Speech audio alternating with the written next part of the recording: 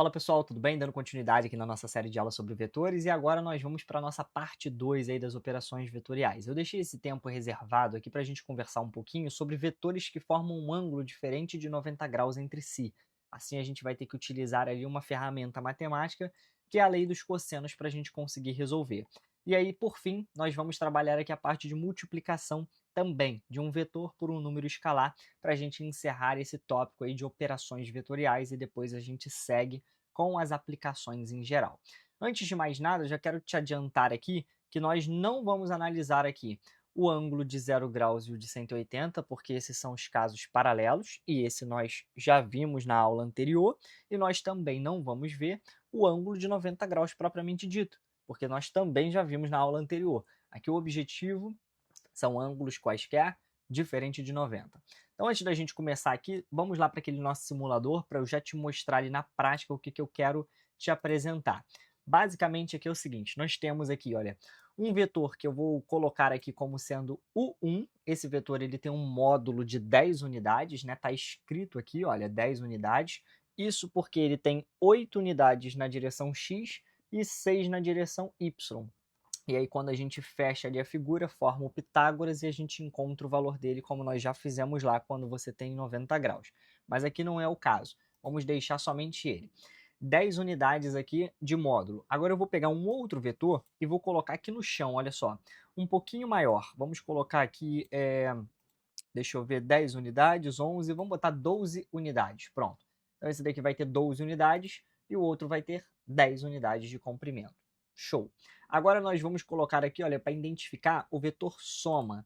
Quando eu identificar o vetor soma, nesse formato que nós temos aqui, setinha para um lado e setinha para o outro, né, flechinha para as duas pontas, nós vamos ter aqui um mecanismo onde vai ser desenhado o vetor resultante a partir da regra do paralelogramo, ou seja, a gente vai fechar a figura ali e formar um paralelogramo. Você faz um prolongamento do primeiro vetor e um prolongamento aqui do segundo vetor para você formar esse paralelogramo.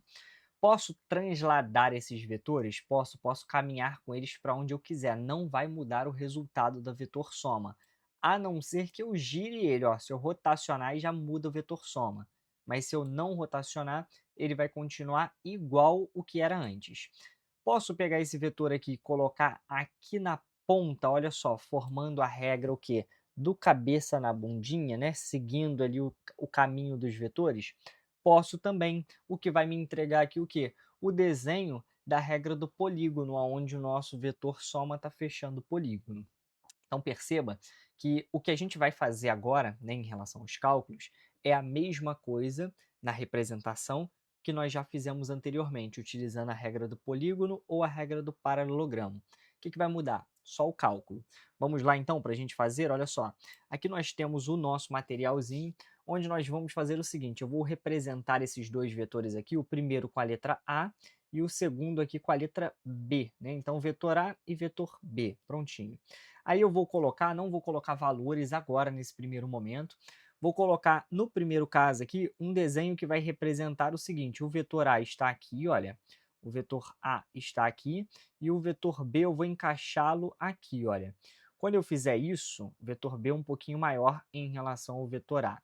Quando eu fizer isso, vamos ter setinha para um lado, setinha para o outro, olha só, flechinha, flechinha. O que nós vamos precisar fazer? Utilizar a regra do paralelogramo. Vou pegar o mesmo tamanho do vetor B e vou complementar ele aqui em cima, olha só. Mesmo tamanho do vetor B a gente coloca aqui em cima. E o vetor A, pego o mesmo tamanho do vetor A e a mesma inclinação e coloco aqui saindo do ponto B.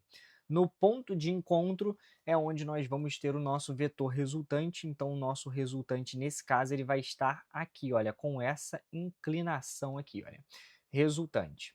Beleza, resolvido. Ah, mas eu quero utilizar a regra do polígono, quero só fechar a figura, como é que eu vou representar? Então eu vou pegar o vetor B, vou colocar ele aqui embaixo, aqui assim, vou pegar o meu vetor A e ao invés de colocar na pontinha aqui atrás, eu vou desenhar ele lá na frente. Zero problemas quanto a isso, desde que eu respeite ali o tamanho dele e a inclinação dele, dos dois, né, no caso.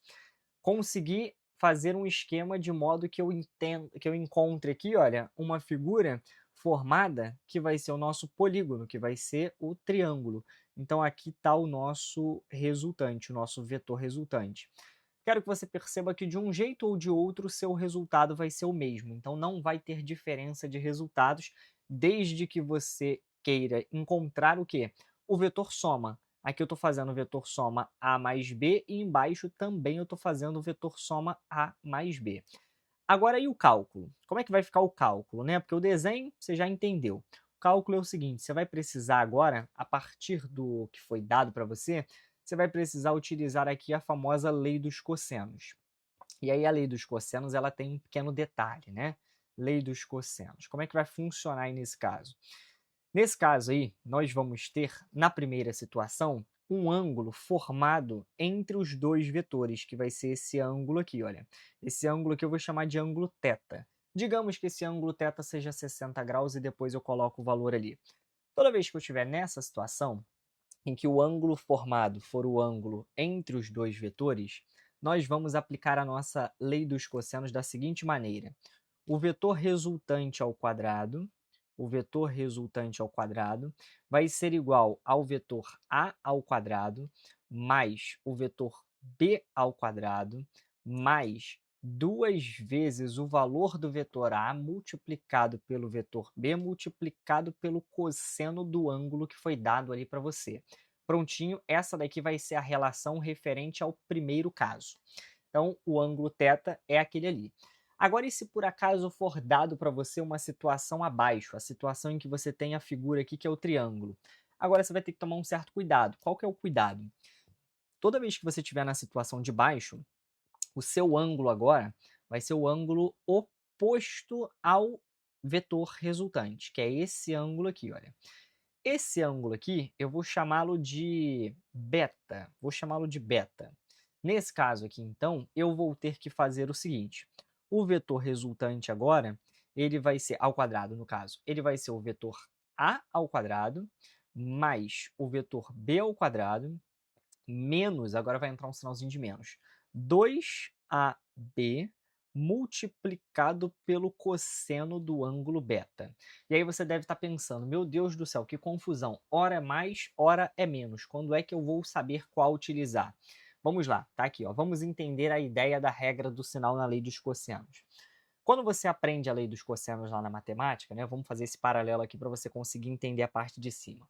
Quando você aprende a lei dos cossenos lá na matemática, é ensinado para você a lei dos cossenos com uma aplicação em triângulos, o que é muito relevante. Você precisa, de fato, da lei dos cossenos para você resolver vários probleminhas relacionados a triângulos.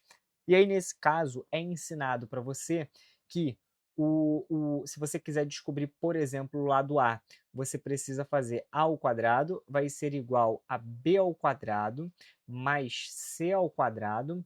E aí, nesse caso aqui da matemática, você vai utilizar menos 2bc, que é em relação aos outros lados, 2bc, opa, errei novamente, 2 vezes b vezes c, multiplicado pelo cosseno do ângulo que está oposto ao lado em que você está analisando. Se você está olhando para o lado A, então você tem que usar o cosseno do alfa.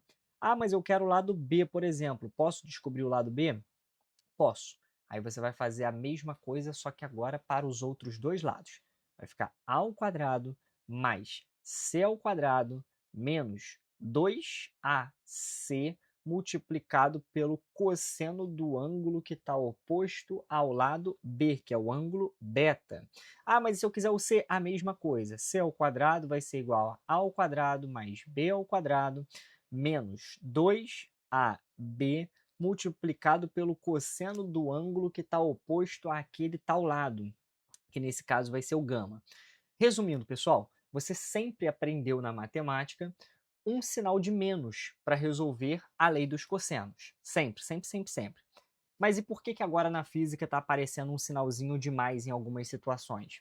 Porque a verdade é que a situação em que você aprende lá na matemática que é relacionada ao triângulo é a situação em que eu acabei de te mostrar no segundo item aqui, olha, que é o nosso vetor feito a partir da regra do polígono, fechando o polígono.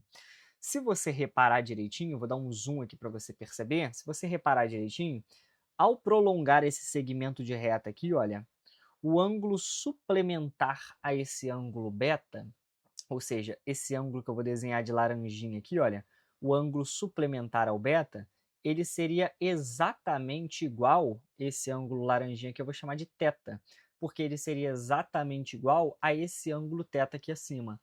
Então, quando você utiliza a regra do polígono, que é para você fechar a figura, você está usando o ângulo suplementar daqueles dois vetores. E o ângulo suplementar ele faz com que mude o sinal. O que você precisa saber da matemática, né? É que o cosseno, por exemplo, de 120 graus, ele é menos o cosseno de 60 graus, porque 120 ele é o suplemento do 60, e por isso que inverte ali o sinal. Então, toda vez que você estiver resolvendo um probleminha de vetores na física, você tem que tomar esse cuidado em qual sinal você vai utilizar, e a regra do sinal vai depender de qual ângulo foi dado a você. Regra básica: se o ângulo for menor do que 90 graus, você vai utilizar o sinalzinho de mais. Se o ângulo for maior do que 90 graus, o ângulo que for dado, você vai utilizar o sinalzinho de menos que foi dado aqui embaixo, porque aí ele já está te dando o suplemento. Essa é a via de regra que você pode carregar para você. Avançando aí, e depois nós vamos fazer exercícios sobre isso, como é que funciona a multiplicação de um vetor por um número real? Esse é o tópico mais fácil, mais tranquilo. Digamos que você tenha um vetor A, e esse vetor A ele tem um certo tamanho. Vamos inventar aqui um tamanho. Ele tem um tamanho de 2, por exemplo. E aí você vai multiplicar esse vetor A por um número escalar. Você vai multiplicar, por exemplo, pelo 3. Então, você vai fazer 3 vezes o vetor A. O que você vai ter, então? Você vai ter agora um novo vetor. Esse novo vetor ele vai ter um tamanho de 6. Porque lembra que o seu vetor A ele tinha 2 unidades de tamanho? Então, 3 vezes 2 é 6. É a mesma coisa que fazer continhas com números. Então, quer dizer que aqui nós temos uma unidade do A, aqui nós temos 2 unidades do A e aqui nós temos menos 3 unidades do A. O que aconteceu aqui? Aqui nós multiplicamos por um número negativo.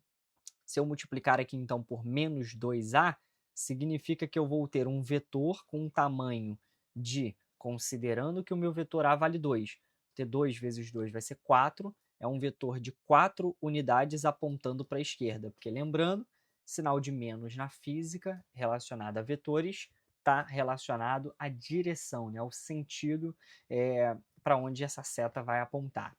Bom, pessoal, por essa aula, então, só isso tudo. Nós vamos fazer alguns exercícios ali na frente para a gente praticar isso daí.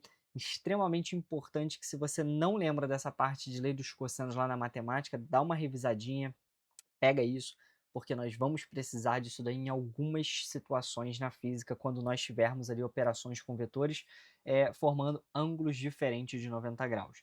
No mais é isso, espero que você tenha compreendido, espero que você tenha gostado, te vejo nas próximas aulas aí, até mais.